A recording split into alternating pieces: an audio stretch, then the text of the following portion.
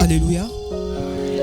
Je vais vous demander d'applaudir encore pour Jésus.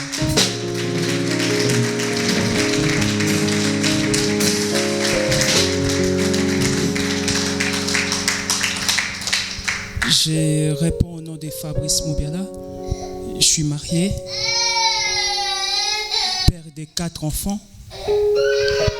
Je suis accompagné de ma femme et les petits qui pleurent. Père de 4 enfants, 14 ans de mariage. Ça fait 20 ans que je connais ma femme. Nous sommes à notre 15e année de mariage. J'aime beaucoup ma femme. J'aime beaucoup mes enfants. Les problèmes, c'était les joints, les stupéfiants. Je vivais avec les stupéfiants en fait. J'arrivais pas à être vraiment un bon père. Les stupéfiants m'éloignaient toujours de mes enfants, de ma femme. Parce qu'à chaque fois je recevais un coup de fil d'un ami, je dois sortir pour aller fumer. Des fois, je sortais à 10h, je rentrais à minuit. Si c'est le week-end, en tout cas, je rentrais à minuit. Si c'est la semaine, je rentrais à 20h, 21h, des fois même 22h30. Et ma femme, elle se plaignait. Avant, quand je rencontrais ma femme, je ne fumais pas. Après, je commençais à fumer. Ma femme, elle était toujours là. Elle me disait, Fabrice, j'aime pas la fumée. Alors moi, je me cachais pour fumer. Mais elle sentait quand je revenais vers elle avec l'odeur de la fumée. Alors elle n'aimait pas. Alors, vu qu'elle n'aimait pas, je me cachais en fait. Je me cachais. Je me disais, écoute, je vais arrêter les jours que j'aurai des enfants. Je vais arrêter. Je vais abandonner la fumée. J'ai eu le premier enfant. Je continue à fumer. J'ai eu le deuxième enfant. Je continue à fumer. Et quand ma femme est tombée enceinte du troisième enfant, je commençais à m'inquiéter. Des fois, ça m'arrivait, je fumais et je priais en même temps. Je disais, Seigneur, me voici. Dans mon balcon, parce que des fois je fumais dans mon balcon pendant que ma femme allait au travail, et puis à travers les fenêtres, des vitres en vitre, de la porte en vitre, j'ai surveillé mes enfants.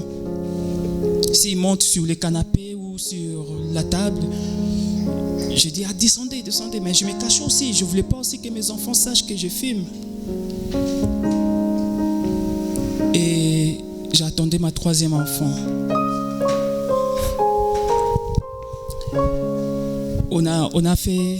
On s'est organisé avec ma femme. On s'est dit non. Chaque soir après le travail, on va commencer à prier. On va commencer à prier de nos sujets, de la situation que nous traversons, parce que j'avais aussi des poursuites. Et je voulais aussi arrêter, abandonner la vie avec les stupéfiants. Un jour, non,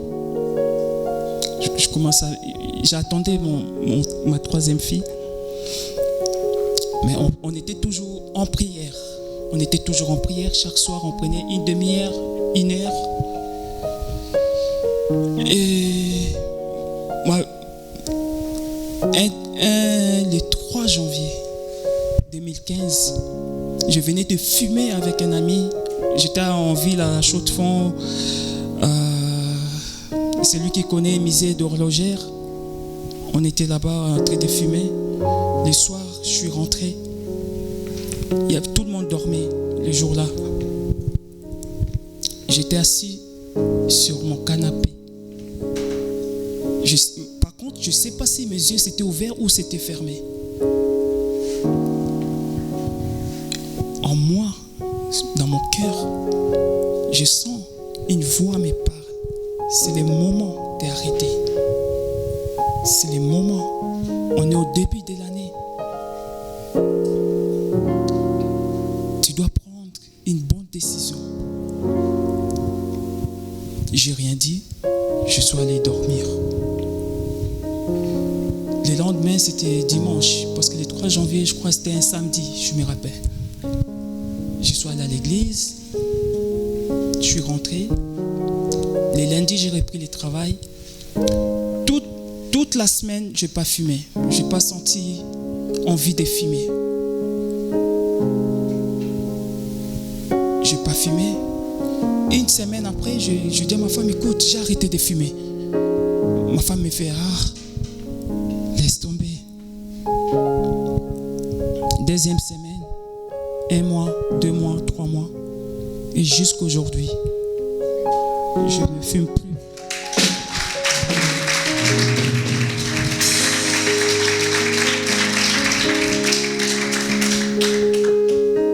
Jésus m'a délivré. Je vais quand même citer les avantages qu'on a dans la prière.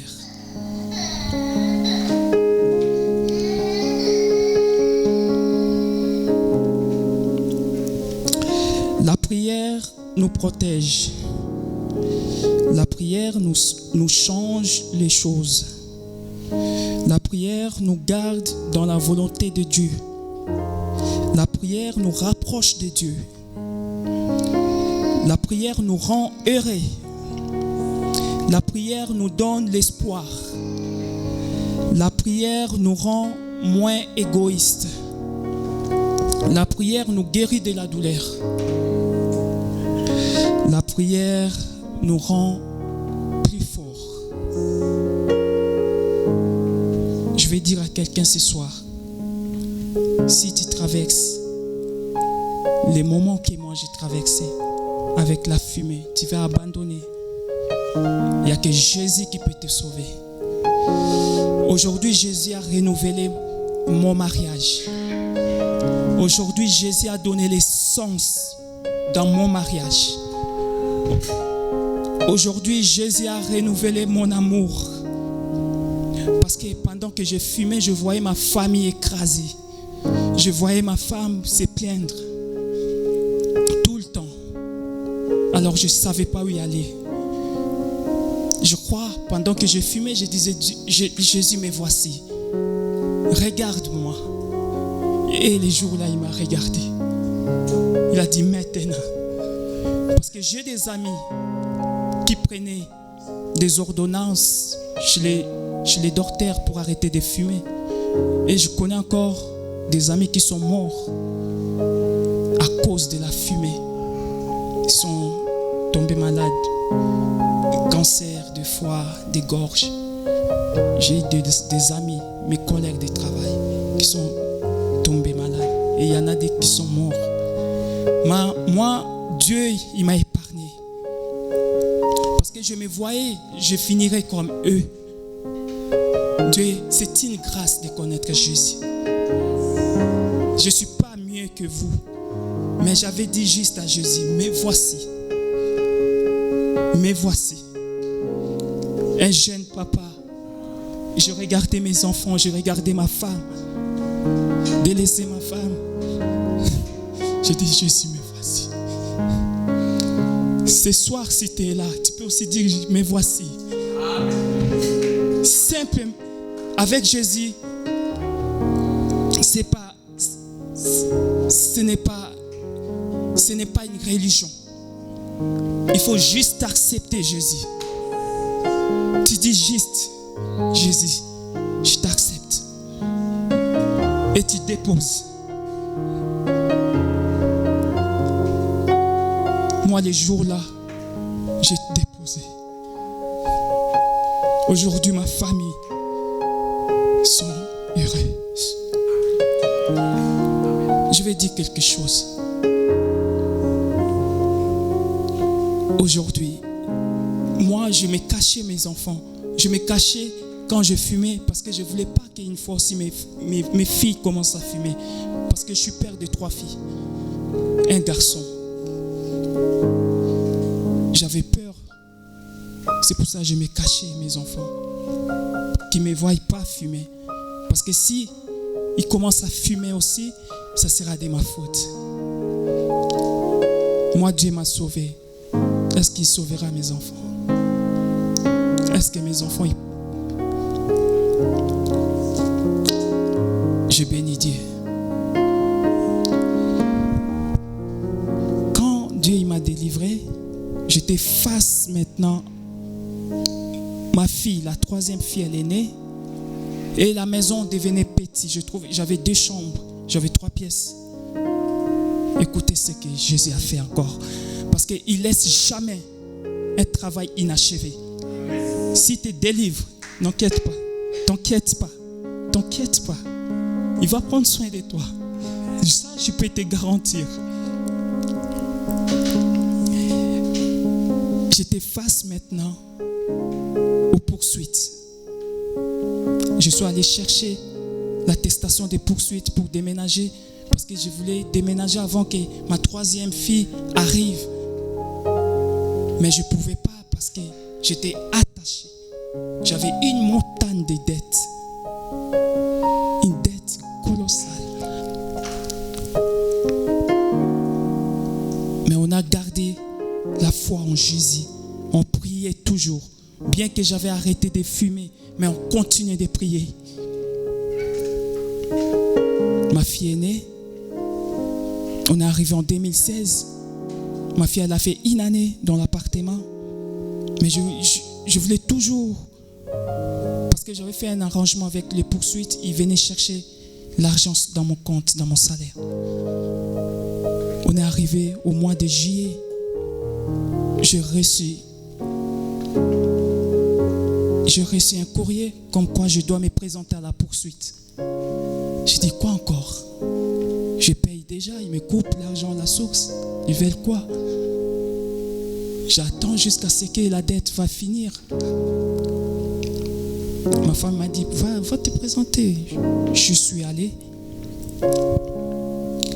Ils m'ont ramené dans le coin qui ramène tout le monde, l'ordi, et puis il y a une chaise en face. Mais c'est prenait place, j'étais assis. Ils m'ont dit, monsieur, on vous a encaissé beaucoup, l'argent de trop, on doit vous rembourser votre argent.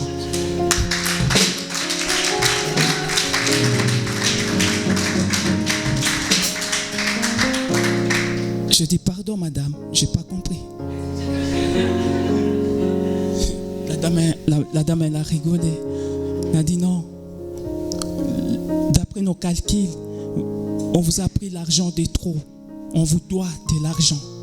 Moi, tu vois là, avec Jésus, il est capable de rentrer dans tes dettes. Il est capable de rentrer dans les poursuites et changer les données.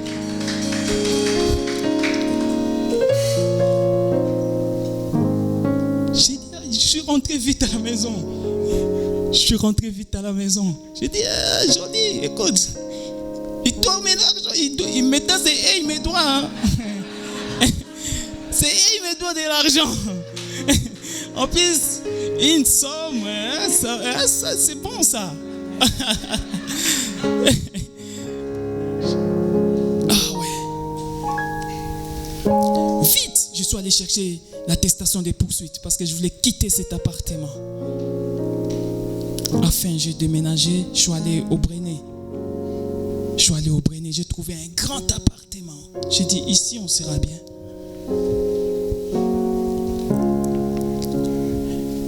Mais on était toujours dans la prière. On continuait de prier.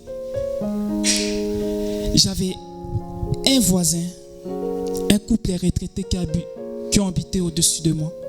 Un couple. À chaque fois, mes enfants jouaient. Alors, ils venaient toquer à la porte. Non, vos enfants dérangent beaucoup. J'ai fait 1 année dans l'appartement. À chaque fois, les couples venaient toquer dans la porte. On dérange.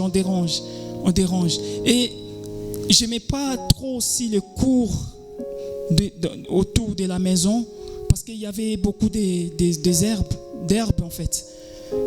Et quand mes enfants allaient jouer dehors, à chaque fois, je regardais. S'ils vont de l'autre côté, je regarde par la fenêtre. Pour aller jouer, on avait 60 mètres pour aller jouer dans un terrain de basket.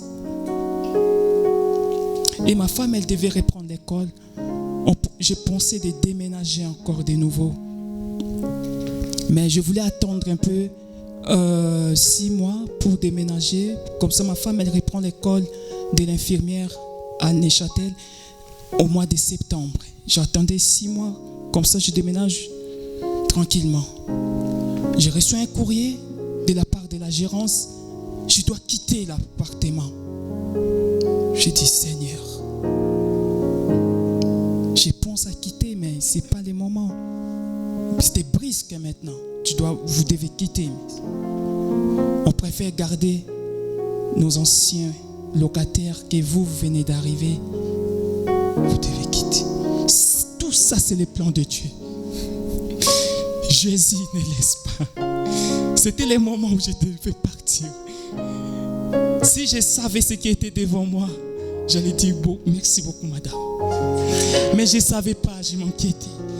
Je ne savais pas ce que Jésus avait préparé pour moi. Je dis les Locles, monter au Locles, la ville de Locles, je n'aime pas beaucoup. Retourner à la Chaux-de-Fonds, non, c'est chaud. Jamais la Chaux-de-Fonds. Et je me suis mis à chercher l'appartement. Je suis arrivé.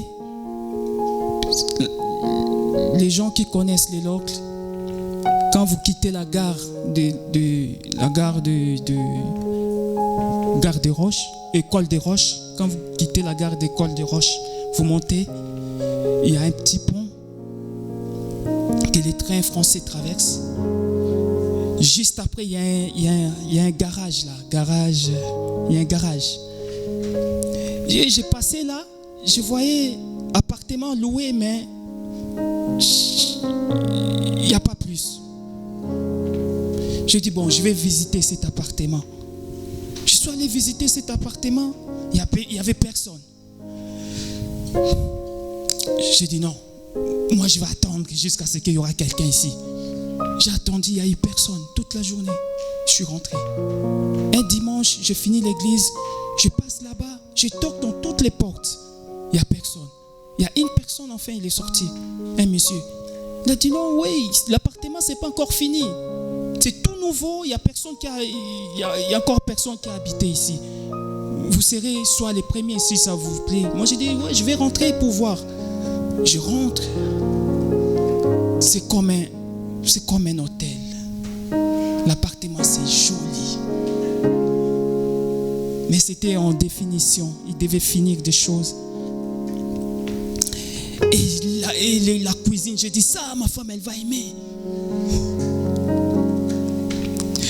J'avais mes haltères pour faire pour faire les bras, pour travailler dans la chambre. Au Brené, où j'habitais, j'avais mes petits haltères pour faire un peu les muscles. Le monsieur, il a fini de me faire visiter. J'ai dit, écoutez, ça c'est mon appartement. Je vous ramène tous mes dossiers. Il a dit, il n'y a pas de problème. Mais laissez-nous le temps de finir ça. Il a dit, il n'y a pas de problème. Je partais. Il m'a dit, monsieur, venez. Il y a encore la salle de sport ici. Il y a encore la salle de sport. Moi, je dis, voilà. Et maintenant, j'ai la salle de sport. J'ai la salle de sport. Et puis le cours de la maison, c'est joli. Mes enfants, ils peuvent garder les vélos en permanence dehors. Grand espace. Il y a même le trampoline. Il y a tout. J'ai dit, si mes enfants, ils vont être bien ici. Mais c'était aussi une mission que Dieu m'avait envoyée là-bas. C'était pas hasard que j'étais allé là-bas. J'ai joué une fois avec mes enfants. Je joue, je montre à ma troisième fille de faire le vélo. Je vois la femme du propriétaire sortir. Elle vient vers moi, on commence à parler. Elle me parle. Elle me dit, elle a deux garçons. Ils ont des enfants, mais son troisième garçon, depuis qu'il est marié, il n'a pas des enfants. J'ai dit, c'est comment son nom? Il me donne son nom. J'ai dit, écoutez, moi je suis chrétien. C'est que je peux prier pour votre garçon. Que Dieu lui donne la maternité.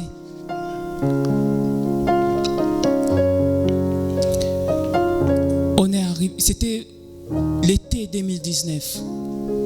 On arrive à 2020. Le corona a frappé le monde entier. Le corona a frappé. Début 2020, c'était le corona qui tuait les gens. Moi, j'ai prié depuis juillet 2019, je commence à prier pour lui. Que Dieu lui donne la maternité. On arrive au mois de mars, ma femme elle tombe enceinte. En dernière année, c'était pas le moment où ma femme elle devait tomber enceinte. J'ai dit, Seigneur, qu'est-ce qui se passe? Qu'est-ce que tu veux m'expliquer? Moi, j'ai prié pour les voisins. Et ma femme elle tombe enceinte.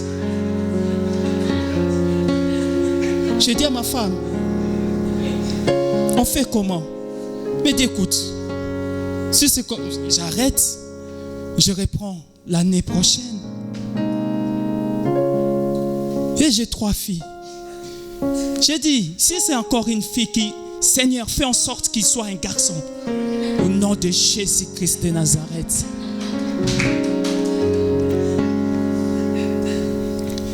Et les mois avancent. Je devais aller le 28 juillet 2020 pour voir si c'est un garçon ou une fille. Je me suis retrouvé à l'hôpital de Neuchâtel. La dame, elle me demande, la sage-femme, elle me demande, Messieurs, vous attendez quoi? Moi, j'ai dit, écoute, madame, moi, je fais que des nanas. Hein. Moi, je fais que des filles. Je pense encore que c'est une fille. Elle m'a dit, non, monsieur, c'est un garçon. C'est un garçon. Je continuais toujours à prier pour l'autre. Je continuais toujours à prier pour l'autre. Un matin, je sors de chez moi. Je vois le fils du propriétaire faire du gazon. Un esprit positif est venu en moi. De la foi. Je voulais aller lui dire que Dieu va donner la maternité. J'ai hésité. J'ai dit non. Il n'est pas chrétien. Il va dire pourquoi je lui dis ça. C'est sa maman qui m'a dit. C'est pas lui qui m'a dit qu'il cherche un enfant. C'est sa maman qui m'a dit qu'elle veut que son fils aussi, il veut porter ses petits-fils à son fils là. Parce qu'il a porté pour les autres, mais à celui-là, non, pas encore. Alors si je débarque comme ça, je lui dis, écoutez, Dieu va vous donner un enfant, la maternité. Il va trouver ça bizarre. Bien qu'on se salue bien, on rigole. J'ai hésité. Je suis rentré à la maison.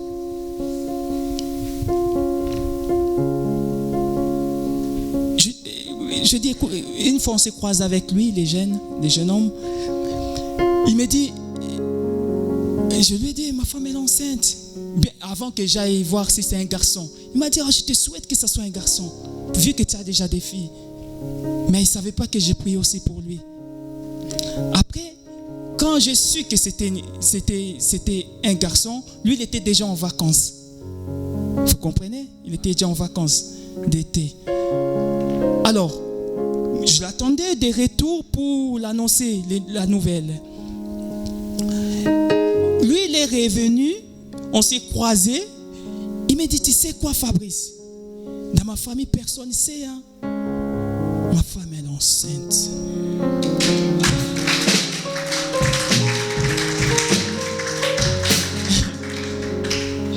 Je suis resté comme ça, stupéfait. Je ne sais pas si je dois crier. Merci Jésus, ou je dois faire quoi? Je suis resté, il était tout content. Il m'a dit, je dis à personne, là je vais faire une fête. Je vais inviter les gens de la famille pour les annoncer que ma femme est enceinte de 3 mois. Mais moi j'ai réfléchi. le moment où je sentais pour aller lui dire, avec le moment où on s'est croisés, mais ça fait 3 mois. Mais c'est tout à fait. Parce que moi, j'ai l'habitude de prier pour les quartiers où j'habite. J'aime bien prier pour les quartiers. Quand je prie le soir, je prie pour les quartiers parce que je ne sais pas qui est en train de traverser des moments difficiles. Je vous conseille de prier pour les quartiers, pour vos voisins des fois. On ne sait jamais ce qui se passe chez eux. Il y a des gens, des fois, ils traversent des moments difficiles. Même si vous les voyez des fois en belle voiture, il faut prier pour eux. Vous voyez la vie, tout semble et tout va bien, priez pour eux. Et j'ai béni Dieu. Parce que j'avais dit, quand on est arrivé dans cet appartement, j'avais dit à ma femme, c'est ici, quand tu finiras ton école, c'est là où on va déménager. Et ma femme a fini cette année. Elle a fait master en infirmière, en soins infirmières à Neuchâtel. Tout le monde sont étonnés. Une mère de 4 enfants. Avec Dieu, tout est possible.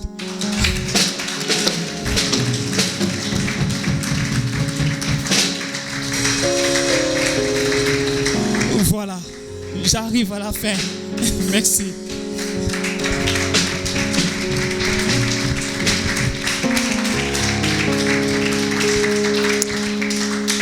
Gloire à Dieu, il y a beaucoup de choses à dire quand on vit une vie avec Dieu. On va accueillir la 3e personne qui va témoigner. C'est Jonathan.